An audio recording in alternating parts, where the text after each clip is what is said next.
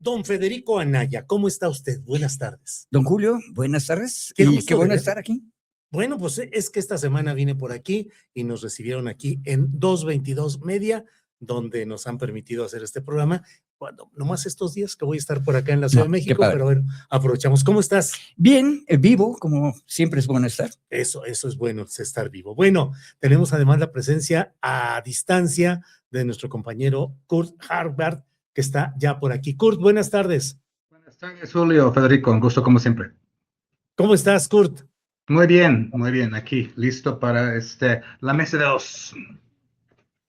La mesa de hoy, sí, muchas gracias, la mesa de dos, así es. Vamos a comenzar. Federico Anaya, ¿cómo vas viendo? Son muchos temas hoy realmente los que hay, pero esta evolución de la recompensa de Estados Unidos por los líderes del cártel Jalisco Nueva Generación, 25 millones de dólares ofrecen por el líder de apellido Valencia González, el sucesor del Mencho, pero 100 millones de dólares en general por la captura de 8 de los líderes de esta organización. A veces me pregunto, lo que ya se hizo en Sinaloa con la extracción del Mayo Zambada, ¿ahora querrá repetirlo Estados Unidos hacia Jalisco y el resto del país? ¿Qué piensas? Creo que podemos imaginarnos cualquier cosa. Ahorita lo estaba diciendo Luis, el gobierno de Estados Unidos, o más bien las varias agencias de Estados Unidos pueden intentar cualquier cosa. Necesitan demostrar que son muy efectivas las agencias y la administración Trump necesita demostrar que está haciendo algo, y estamos en año electoral y no le está yendo bien a Trump. Entonces, yo creo que pretenderían hacer eso. Ahora, ¿pueden hacerlo? Sí, pero la pregunta es si están dispuestos a pagar las consecuencias. Ojo, Michoacán, por cierto, es un caso interesante porque con todo lo problemático que es, ha ido avanzando. Ahora, es uno de los frentes, por decirlo militarmente, en contra del cártel Jalisco, pero no estoy seguro si quieran meterse en el enredo que puede ser Michoacán y el oriente de Jalisco. Bien, gracias, Kurt. ¿Qué opinas de este tema, las recompensas de Estados Unidos para detener a los líderes del cártel Jalisco, y si esto implica una nueva forma de declaración de guerra regional o nacional, luego de lo que hemos visto en 2 años en Sinaloa? Kurt. Yo creo que hay que verlo desde varios ángulos. Un ángulo es el ángulo electoral que Federico acaba de mencionar, y es cierto, ¿no? El trumpismo ya está en la desesperación de ver las encuestas, ver la aprobación de Trump a la baja, ¿no? A escasos 3 meses antes de las elecciones, que pues va a perder, y va a perder la Cámara y quizá también el Senado, ¿no? Entonces ahí enfrenta pues 2 años de investigaciones, pesquisas, comisiones y demás. Ese es un ángulo, claro, ¿no? El otro es el eterno protagonismo de las agencias de Estados Unidos, sobre todo ya porque el gobierno de Trump ya declaró que México es prioridad para ellos. Entonces, todos están intentando pelear el protagonismo de ese territorio entre la DEA, entre la CIA, entre el FBI. Lo hemos platicado en mesas anteriores. Entonces ahí tenemos a Terry Cole de la DEA, ¿no? Intentando protagonizar el asunto muy al estilo de una película de Hollywood, ¿no? Que vamos a ir atrás de ustedes y nadie nos va a detener y bla, bla, bla, ¿no? Entonces es otro ángulo, la eterna pelea entre las agencias de ahí, ¿no? Pero creo que también tenemos que leerlo en el contexto del asalto a Estados Unidos a toda América Latina. Es decir, quieren usar el asunto de guerra contra las drogas, que remonta a Nixon, remonta a los 70s, para seguir pues en su camino de injerencismo en todo el continente. Nada más en los últimos días que hemos visto, ¿no? Dicen que hay ahora sí un grupo de trabajo secreto para cambio de régimen en Cuba, ¿no? Que la CIA, pues bastante abiertamente anunciaron que eso está en curso. Vemos al embajador designado de Estados Unidos en Colombia, Nate Morris, diciendo que, Espriella ya se va a salir de la iniciativa de la franja con China, ¿no? Algo que Gustavo Petro luchó, pues, años para entrar en eso. Años. En 2025 entraron, y ahí ni siquiera es la Espriella quien lo dice, es el embajador designado de Estados Unidos quien hace este anuncio, ¿no? vaya cosas, ¿no? Y luego vemos todo el asunto de Brasil, donde hay la disputa ahí de que Brasil no dio el beneplácito al embajador designado de Estados Unidos, que ni anunciaron, ni tuvieron la cortesía de decirles a Brasil de antemano quién iba a ser, ¿no?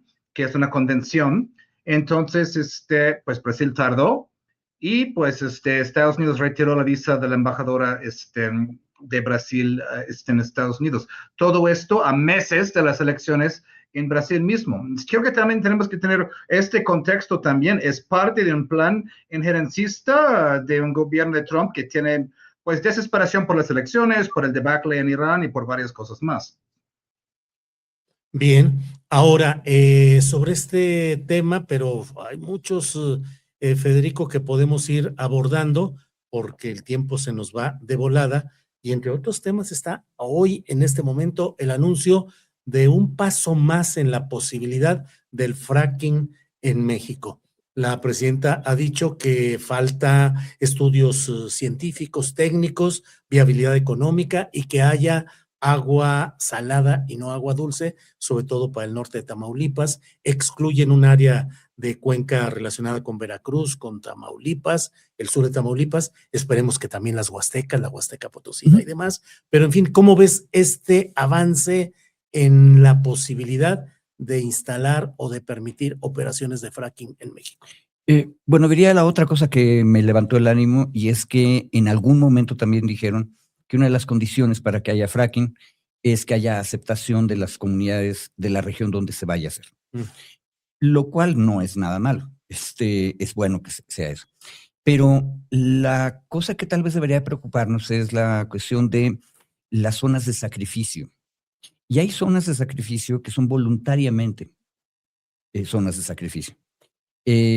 Parte de las cuencas que estuvieron explicando es el norte de Coahuila y se nos está olvidando que el norte de Coahuila está entrando en una crisis económica por la desaparición de Altos Hornos de México. De hecho, es una noticia que anda como fantasma, sin que nadie la agarre. Y la pregunta fuerte es, ¿a qué se va a dedicar la población de esa región de Coahuila? El fracking, aunque tenga todos los impactos que tiene, puede ser una salida. Y ahora, eso nos abre también las otras preguntas. ¿Quién va a hacer la inversión? Porque las experiencias que ha habido en el mundo nos dicen que no es necesariamente la empresa estatal, sino probablemente aliados privados. Y precisamente eso es lo que falló en la zona carbonífera, ¿verdad? Los aliados privados. Entonces, yo lo veo agridulce. Por un lado, qué bueno que se reconoce la importancia del consentimiento de las comunidades, por un lado, pero el problema es que muchas regiones están en necesidad absoluta de tener cualquier tipo de actividad económica. Claro, claro. Kurt, sobre este tema, ¿cuál es tu punto de vista de estos avances o preparación de posibilidades de instalar el fracking en México? Bueno, de antemano, y yo lo he dicho, ¿no? En Maciosare, ¿no? Yo tengo cierto pesimismo acerca del fracking, precisamente por las experiencias que pues, se ha tenido en Estados Unidos, ¿no? Casos bastante graves, incluso un medio tan mainstream como el BBC ha reconocido pues toda la serie de problemas que hay, ¿no? Filtración de gas metano durante el proceso, contaminación de agua dulce, el asunto de temblores y demás, incluso casos de comunidades en Estados Unidos donde salen llamas de las llaves de sus cocinas ahí, ¿no? Entiendo la preocupación por este comité científico de no repetir esta experiencia y pues aplaudo la transparencia, ¿no? Con la que están manejando el asunto, pero fracking no deja por eso de ser problemático, ¿no? Entiendo que de las tres zonas dijeron que uno no, y los otros dos siguen el estudio.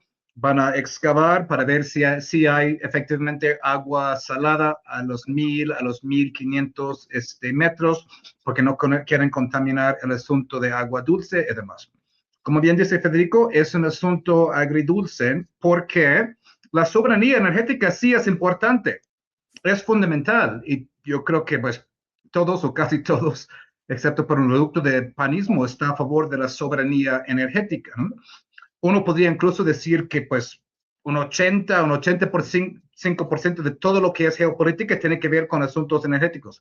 ¿Quién tiene energía? ¿Quién necesita energía? ¿Quién está dispuesto a hacer qué para conseguir energía y demás? Es fundamental la soberanía energética. El asunto es que México ya optó por, incluso antes de este debate, por el gas. Por eso, pues, construyó toda una nueva serie de plantas de ciclo combinado que operan con gas, las plantas que obtuvieron de Iberdrola, también, pues, gas, ¿no? Y entiendo, México, pues, tiene gas mayormente en el sur y estaba, pues, en Cantarell quemando ese gas, ¿no? Entonces, México ya optó por el gas, entonces un poco el asunto ahí ahora es cómo conseguir el gas por la decisión ya tomada, ¿no? De optar por el gas, entendiendo que ha habido avances en el asunto fracking, ok, pero también ha habido avances en otras energías. Ha habido también avances en el plano nuclear. De hecho, China ahora está construyendo unos 35 nuevos reactores nucleares. También la Rusia, también India, también la Unión Europea. Yo sé que este gobierno no quiere ir por esa ruta, pero ha habido avances en otros campos, nada más por decirlo, ¿no? También el asunto de renovables, ¿no? El argumento siempre en contra de los renovables es que son intermitentes. Hay luz solar cuando hay sol y cuando no, no. Y hace falta almacenar en baterías, que también implica problemas y asuntos técnicos, pero también en China han trabajado mucho con esto de la intermitencia. Es decir, hay alternativas al asunto de baterías, ¿no? Como sales fundidos y demás, ¿no? Yo no soy experto en el tema, pero yo creo que sería interesante considerar todo el rango, ¿no? De opciones que hay, dado en cuenta que ha habido avances en varios sectores. Sucediendo en la Bahía de Huira. Sí, no Sí, escuché esta adelante, parte. adelante. No, nada más esto. Sí, adelante. Nada más esto, ¿no? De que todos estamos a favor de la soberanía energética, el asunto es cómo llegarle, ¿no? Sí. Bien, Kurt, gracias. Le pedía yo aquí autorización al jefe Federico Anaya para poder comentar. Efectivamente, lo que dices de las zonas de sacrificio son uno de los puntos complicados en la realización de ejercicios que en abstracto son muy plausibles, el de la consulta a las comunidades para tener su consentimiento. Basta que revisemos lo que está pasando en Topolobampo, en la Bahía de Huira, donde las comunidades afectadas están en contra y las no afectadas circundantes pues dicen sí, porque además hay necesidad de los apoyos que te dan las empresas, ofrecen clínicas, escuelas, ayudas, láminas para construcción, material de construcción, ayudas funerarias, de todo. El problema aquí en lo que viene del fracking es que no sé si haya la organización social de lucha en los diferentes lugares. Y lo que tú mencionas, Federico, los problemas de subsistencia cotidiana que hacen que digas, pues lo que caiga es bueno y lo que quiero ahorita es empleo, como sea. Y, por cierto, el norte de Coahuila, yo que vengo de familia lagunera, debería haberlo sabido, pero estoy sorprendido, por ejemplo, que el desarrollo de las ciudades en esa región está al sur del río Bravo. O sea, las ciudades grandes de esa parte están de este lado. Y atención, la zona de sacrificio de gas natural con fracking está ahorita en Texas, lo cual, por cierto, luego se nos olvida, estamos dejándole a los tejanos el problema ecológico, social, etc. Y les vamos a comprar el gas y nos afecta la soberanía y demás. Pero, otra vez, el problema es que los tejanos no tienen bronca porque tienen relativamente poca población del otro lado del Bravo. La bronca es el norte de Coahuila. Y por eso, cuando vi los mapas, digo, qué bueno que están dejando el sur de Tamaulipas y la Huasteca probablemente fuera del debate, que era donde había más oposición. El problema es que yo presiento que igual que en la tragedia del Cerro de San Pedro, vamos a tener a la población minera, en este caso la población fraquintera, pues del lado del proceso. Sí, así es. Kurt, ¿qué opinas sobre un tema que es del día, que es la aprehensión del exgobernador de Guerrero, Ángel Aguirre, que bueno, pues 14 años después, o sea, digo, ya está por realizarse el 26 de septiembre, se cumplen 12 años de la desaparición y a 51 días de que llegue ese momento que nos hace recordar a todos que aún no hay justicia, que sigue la impunidad y que no sabemos qué pasó con los estudiantes. Bueno, a 51 días se anuncia esta detención hasta ahora de alguien que siempre fue mencionado. ¿Cómo ves esta detención y lo que implica, Kurt? Me alegra que haya pasado, ¿no? Lástima que se haya tardado tanto, pero como bien dices, él fue señalado desde el principio, ¿no? Sí. Y el FGR dijo en esas investigaciones que él es considerado presunto responsable justamente del ocultamiento de evidencias, ¿no? Para conocer el paradero de los estudiantes, ¿no? Y esto es grave, ¿no? Porque esto es lo que tiene esta investigación detenida, ¿no? Desde las Fuerzas Armadas, desde figuras como él. Obviamente, Thomas Sharon sigue en Israel. Israel no quiere soltarlo porque Israel siendo Israel, ¿no? Entonces, pues aplaudo esto, pero tiene que ver movimiento, yo creo que en varios frentes ahí, Julio. Bien, Kurt, gracias. ¿Qué opinas, Federico Anaya, de esta detención de Ángel Aguirre? Yo, como luego aquí me suelto el cabello informativo, no solo el verdadero, yo dije, bueno, ojalá sea el inicio de una escalada justiciera que ascienda al exocupante de Los Pinos, Enrique Peña, al exsecretario de Gobernación, Miguel Ángel Osorio Chong, y al exsecretario de la Defensa Nacional, Salvador Cienfuegos. Es decir, que no sea esto solamente un golpe distractor o circunstancial de poca monta política en este momento. Pero ¿cómo ves el tema? Creo que la línea va por donde tú dijiste, porque aparte de todo es una línea que va con la ley de la gravedad. O sea, no hay manera que no siga la ruta que tú dices. Pero hay un dique a esa corriente justiciera y lógica, aunque sea tarde, que es la correlación cívico-militar. Otra vez, tenemos que recordar que en las últimas semanas tuvimos esta extrañísima recomendación en la cual la nueva Comisión Nacional de Derechos Humanos trata de hacer su propia narrativa, pero si le escarbas tantito, es la narrativa de la Secretaría de la Defensa Nacional. Y es una mala narrativa, porque lo que no reconocen es que lo que dijo Alejandro Encinas una y otra vez cuando estuvo al frente de la Subsecretaría de Derechos Humanos es las faltas que hayan cometido los seres humanos concretos no deberían afectar a las instituciones. Y mi opinión en materia de los militares es que no hay explicación posible y por lo tanto no hay perdón republicano posible. Y yo estoy viendo que están disparándole a civiles en la calle. Ojo, voy a decir lo que está diciendo la CNDH última.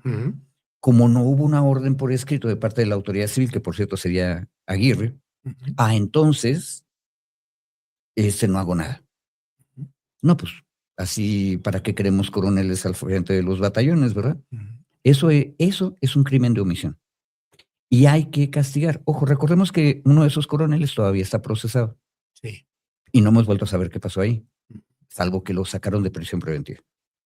Ese es el dique que veo. Y hay que estar listos porque la sociedad tiene que exigir que para salvar a la institución respondan los que eran responsables, individuos en ese momento. Kurt, ¿cómo ves esa evolución necesaria de las indagaciones?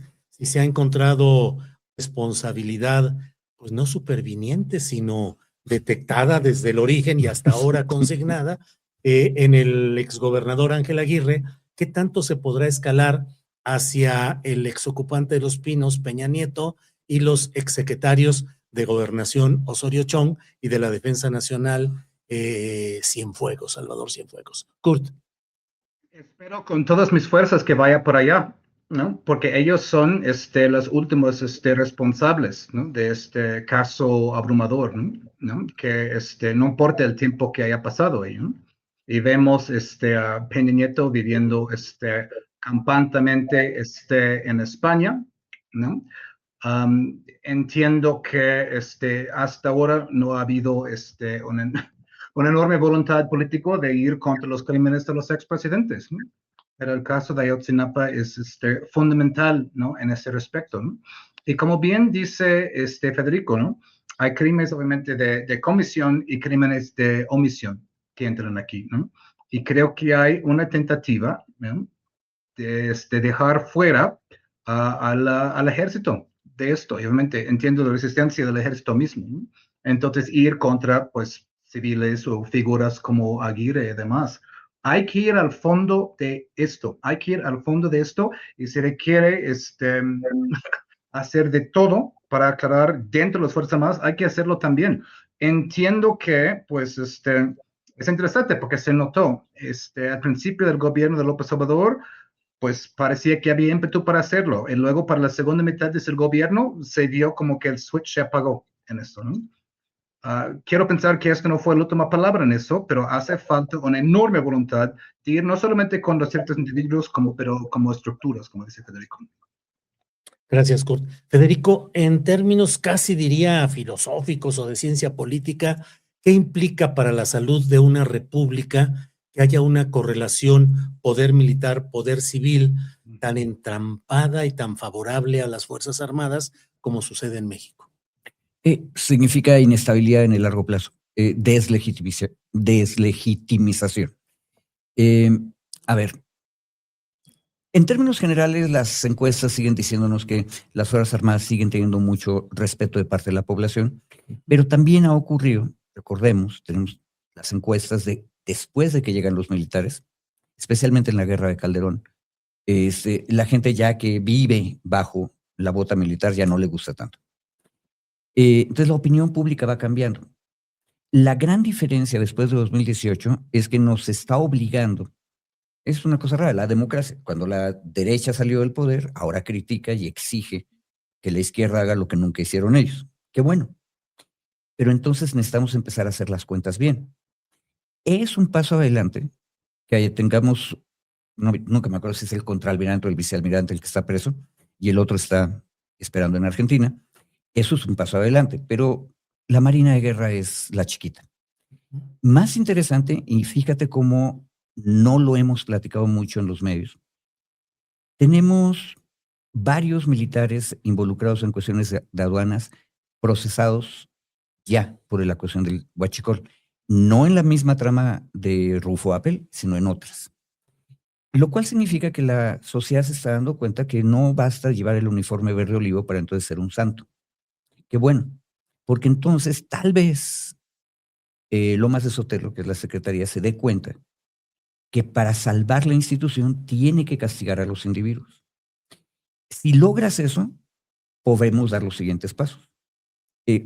Uno de ellos, jurídico, por cierto, perdón por dejar de ser politólogo y volverme abogado, las dos secretarías militares son las únicas que siguen nombrando a su propio contralor. ¿De dónde? Si no son santos, como todos deseábamos creer, entonces deben tener contralores que dependan de la Secretaría Anticorrupción y Buen Gobierno, que en ese momento creo que tiene una maravillosa titular, que ella misma dijo en los medios hace muchos años, pues aquí soy una buena comunista y luego se espantan los empresarios. Pues sí, hay que ir sobre los individuos y a partir de los casos concretos crear una nueva cultura cívico-militar, porque la que hay ahorita ya no sirve, ni a los civiles ni a los militares. Bien, Federico. Kurt, acaba de anunciarse ayer la activación de una fuerza de tarea bajo el mando del Comando Sur de Estados Unidos, que implica a 18 ejércitos de América, del continente, en lucha contra el crimen organizado, el narcotráfico, en seguimiento del escudo de las Américas. En su momento, el propio Donald Trump dijo que ese escudo de las Américas veía que había el caso emblemático del crimen organizado y de los cárteles estaba en México.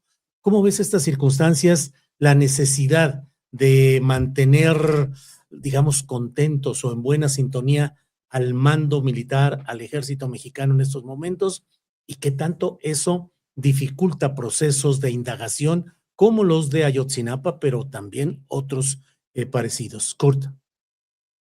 Sí, vaya situación complicada, enredada, ¿no? Y esto está íntimamente vinculado con el primer tema de esta mesa, ¿no? De esas recompensas y este protagonismo de Estados Unidos en el caso del cártel Jalisco Nueva Generación, ¿no? Cuando anunciaron el asunto del escudo de las Américas, asistieron relativamente pocos países de América Latina, ¿no? Pero ahora vemos que han estado trabajando desde Estados Unidos para que más países de América Latina y del Caribe, ¿no? Se adhieran a esta iniciativa, ¿no? Bastante peligrosa, ¿no? Efectivamente, lo que quieren hacer, ¿no? Es con el precedente establecido de los bombardeos de las lanchas en el Caribe y también en el Pacífico, llevar esto a tierra, ¿no? Por eso han estado avanzando paso por paso en eso, empezando con los bombardeos de lanchas, ¿no? Hubo un momento crítico cuando Marco Rubio llegó a México en septiembre. Estaba en conferencia de prensa, ¿no? Con el entonces canciller Ramón de la Fuente. Y pues ahí campantemente Marco Rubio diciendo, sí, estamos bombardeando personas en lanchas, no sabemos quiénes son, no tenemos pruebas, palabras más, palabras menos, y lo vamos a seguir haciendo, ¿qué tal, no? Y nadie nos puede detener, ni lo ONU ni nadie, ¿no? Y Juan Ramón de la Fuente tuvo 3 oportunidades de decir algo y no articuló una respuesta convincente al respecto, ¿no? Entendiendo la naturaleza delicada del asunto. Muchos advertimos en este momento de que si no hubiera una respuesta contundente al tema de los bombardeos de las lanchas, el tema se iba a escalar. ¿No? Y lo vimos, ¿no? Obviamente poco después entraron en Venezuela, hicieron lo que hicieron ahí. Luego tuvimos el asunto con, pues obviamente el títere de Estados Unidos, Daniel Noboa, en Ecuador, donde ya bombardearon en la frontera entre Ecuador y Colombia en plena campaña electoral en Colombia, con el pretexto de que eran elementos de la FARC. Ahí resultó ser una granja de lácteos, pero pues siempre el asunto de Estados Unidos es bombardear primero y luego indagar. ¿Mm? Otra vez, no hubo una respuesta lo suficientemente contundente de eso. Y ahora, ¿qué vemos? El siguiente paso. Y el siguiente paso es usar el escudo de las Américas para hacer operativos en conjunto contra supuestos terroristas, que obviamente podrían ser disidentes políticos, grupos activistas, lo que sea, ¿no? Que pues Estados Unidos decide llamar terroristas, ¿no? Con la colaboración de fuerzas militares de Estados Unidos. Y vemos que incluso están intentando ir con eso en países fronterizos con México, ¿no? Como Honduras, que ahora tiene un nuevo gobierno de ultraderecha, gracias a la intervención de Trump. Mucha presión en Guatemala, en el gobierno de Reveló ahí, hasta el punto en que la ex corresponsal del New York Times aquí, María Abihabib, que no es pues gran santa de mi devoción, pero dijo que están intentando rodear a México para obligar a México a entrar en esa iniciativa. Entonces, como dices, esto suscita asuntos secundarios, porque si hay tanta presión de Estados Unidos, pues hay que tener el ejército de lado. Entonces, yo supongo que pues pone presión desde el ejército para no avanzar en asuntos como Ayotzinapa, ¿no? Bien, gracias, Kurt. Federico, ¿qué vamos a hacer? Ya la lechuga mexicana acusada falsamente hasta ahora, pero acusada de generar una serie de problemas de salud en Estados Unidos, algo llamado ciclosporiasis, que bueno, además involucró a Tacos Bell, que tú sabes el tipo de taco que ahí se hace, más falso que nada, pero bueno, finalmente la lechuga mexicana. Y ahora se está informando acerca de la advertencia de Estados Unidos sobre un brote de salmonela ligado a chiles que provienen de México, específicamente chiles jalapeños de una empresa llamada Sinaloa México, distribuidas en Estados Unidos por Coast Citrus Distribuidores, pues. Y se dice que se han enfermado 345 personas en 27 estados en el país, en Estados Unidos. En fin, carne mexicana prohibida en Estados Unidos, aguacate prohibido, lechuga, chiles jalapeños. ¿Frente a qué estamos? ¿A una guerra gastronómica? Bueno, en todos los sentidos. De hecho, lo primero fue quitar la carne. Era como una estrategia vegana, ¿no? Sí, sí. Paradoja, lo de la carne ya se resolvió. Y creo que lo que ha estado haciendo México, que creo que es lo que mínimo y aparte tal vez lo único que puede hacer, es exigir caso por caso que se analicen las cosas. Ahora, lo interesante es que ha habido consecuencias interesantes. No dejaron entrar el ganado en pie y lo que hicieron los exportadores mexicanos fue procesarlo en México. Es decir, la economía mexicana tiene maneras mucho más interesantes de procesar estos ataques. Casi estoy seguro que en Sinaloa, estoy inventando, pero a mí me tocó oír a uno de los ombudsman sinaloenses en una conferencia maravillosa diciéndonos cómo los productores de tomate en Sinaloa, algunos se elevan con los Estados Unidos, otros no. Es una sociedad muy compleja, una economía compleja que puede defenderse. Pero regresaría a un punto que nos dijo ahorita Corte. ¿Qué podemos hacer cuando viene el ataque militar, que es digamos, el más urgente?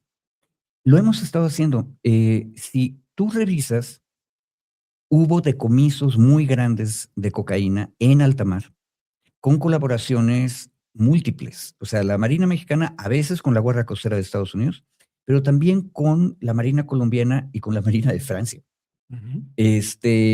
Y eso ocurrió en los últimos 6 meses. Y me parece que es lo mismo que el gusano barrenador. Y yo creo que va a ser lo mismo que con la lechuga y ahora con el chile, que es, a ver, tú estás atacándome para fregar, que es parte de la política, lo primero que dije yo. Lo que quieren es posicionarse agencias y gobierno de Trump. Pero México contesta con los datos concretos en cada momento. Y, por cierto, ahí pasan cosas raras. Se llama Foxconn, uno de los taiwaneses que produce asuntos electrónicos.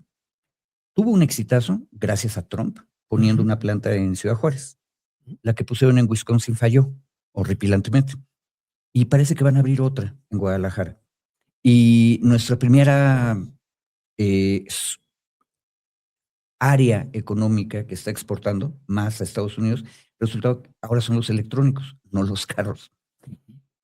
De pronto los mexicanos no vemos las buenas noticias, o sea, hay más complejidad, producto de esa cosa horrible que se llama Tratado de Libre Comercio, y eso le da más carta. Ahora, yo sí desearía ver a nuestro gobierno muchísimo más activo. Si es tan compleja la economía y podemos resistir de tantas maneras y soportar estos golpes, ¿qué nos cuesta mandar, no sé, unas cuantas toneladas de crudo a Cuba una vez al mes? De todas maneras, ellos no van a terminar de golpearnos o no van a dejar de golpearnos. Si de todas maneras nos golpean, ¿por qué no ayudar al pueblo cubano? México debería empezar a comportarse como potencia. Es una potencia media, comparada con Estados Unidos es enana, pero es la 14ª economía del mundo. Tenemos lo nuestro. Cort, ¿qué opinas de esta, por llamarla así, guerra gastronómica? ¿Y qué propondrías? ¿Que les mandemos una serie de misiles de tacos al pastor, de tacos de suadero y de mole poblano con 27 ingredientes? ¿Qué podemos hacer, Cort? Tú bromeas, Julio, pero esto sería muy eficaz, ¿eh? Los gringos están obsesionados con la comida mexicana y más ahora que nunca, ¿eh?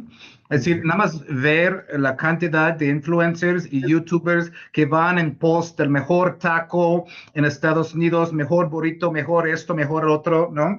Desde todas las variedades, ¿no? Cuando yo era niño era todo Tex-Mex y ahora hay de todos los estados de la República. Y una cocina, obviamente, variada y encantadora, ¿no? Entonces, no sería tan mala propuesta, ¿no? Pero el lado serio de esto, ¿no? Es que Estados Unidos, ¿no? Con tal de fregar, están siendo, y perdón por la palabra, siguiendo la política de chinguequeditos, ¿no? Es decir, se resuelve una cosa, brotan dos. Se resuelve otra cosa, brotan otra, ¿no? Y esto es por diseño. Es una estrategia de desgaste. Y la idea es cansar al gobierno de Sheinbaum para que finalmente se rindan y dicen lo que ustedes quieran, lo que ustedes quieran. Y como bien dice Federico, ¿no? Ha habido victorias aquí desde el lado mexicano, tal vez no tan sondeadas en las mesas, en la prensa, ¿no? Pero el asunto de la carne se resolvió.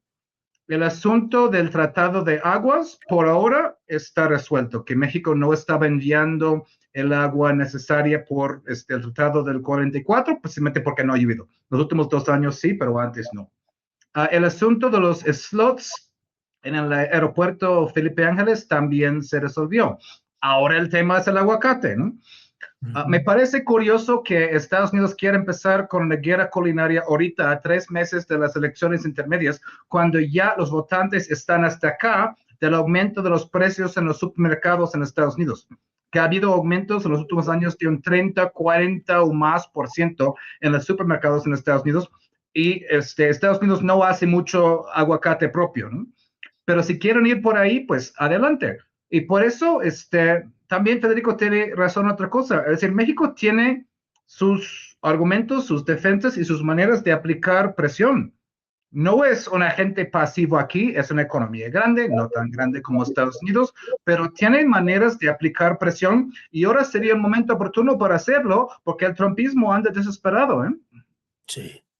Bien, bueno, son las 2 de la tarde con 40 minutos, 2:45 tendremos aquí al doctor Bernardo Barranco para hablar acerca, no, perdón, por StreamYard, por videollamada, al doctor Bernardo Barranco para hablar sobre la visita del secretario del Vaticano a México y la intención de que venga el Papa a México. Pero nos queda para postrecito de unos 2 minutitos, por favor, Federico. Hay un detalle interesante, por cierto, postrecito, que tiene que ver con algo que discutió Luis Hernández hace un momento. La cuestión de los chicos del Politécnico y la recuperación del canal. Una buena noticia paradójica es que nuestro estándar de violencia es altísimo ahora. Alguna amiga me decía, no, es que hubo violencia, ve cómo rompieron las cadenas. Ok. La última vez que yo chequeé, la violencia era cuando te golpeaban a ti, no a una cadena. Pero qué bueno que aumentamos el estándar. Y qué bueno que estamos criticando el modo. Ahora, si somos honestos, fue una toma bastante civilizada. Ahora, un detalle importante. Entró tanto un notario que se está jugando su patente, si dice mentiras, como la fiscalía, primero al hacerlo. Y yo creo que eso es lo más grave y entiendo por qué se preocupe la población. Capaz de que les están inventando. Aparte, si son solo 6 chavos o 7 chavos, qué necesidad, ¿no? Esa es una cuestión práctica. Pero no entró primero el personal del 11, entró primero la fiscalía. Y ahí tenemos que exigirle a la Fiscalía General que sea transparentísima respecto de lo que encontró y aparte que tengamos la prueba del notario. Hay que estar pendientes de cómo va eso para evitar el peligro de criminalizar y que no pase eso. Aparte, si realmente solamente eran 6 muchachos, la mejor ley es la que es misericordiosa, por más que haya habido daños.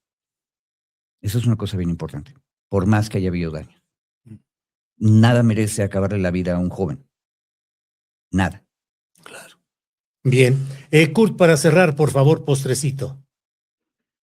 Pues una buena noticia desde Estados Unidos, donde buenas noticias escasean, ¿no? Sí. El martes hubo una serie de elecciones primarias en diferentes estados y ganó en el estado de Michigan, que es un estado clave, grande, con una gran clase trabajadora, con una gran diversidad de población, también una gran población latina, afroamericana, árabe y demás. Ganó un candidato para el Senado que sería, de ganar la elección en noviembre, el primer musulmán elegido senador de Estados Unidos. Se llama Abdul El Sayed y es un candidato progresista, se opone pues al genocidio en Israel, es a favor de los palestinos y demás, ¿no? Lo importante de esto es que gastaron $80 millones para derrotarlo, 30 millones de los cuales provinieron de AIPAC, el lobby israelí. Y fue un caso extraordinario en el sentido de que casi siempre el dinero gana en Estados Unidos en todos los rubros, pero sobre todo las elecciones. En este caso, gracias a una buena campaña, muchos voluntarios y demás, Abdul El Sayed, en el centro del país, donde pensaban que el musulmán, alguien con el nombre musulmán jamás podría ganar, logró vencer a una candidata mucho más centrista, apoyada por todo el establishment del Partido Demócrata. No podemos extrapolar demasiado, pero no deja por eso de ser interesante que 80 millones de dólares fueron insuficientes para derrotar a un hombre árabe en un estado como Michigan. Kurt Hagbarth, muchas gracias. Gracias, Federico Anaya. Gracias por estar aquí. Gracias por acompañarnos en esta mesa. Kurt, gracias. Gracias. Hasta luego. Federico, Sí, bueno. muchas gracias. No, Gusto de gracias. verlo. Una maravilla. Gracias.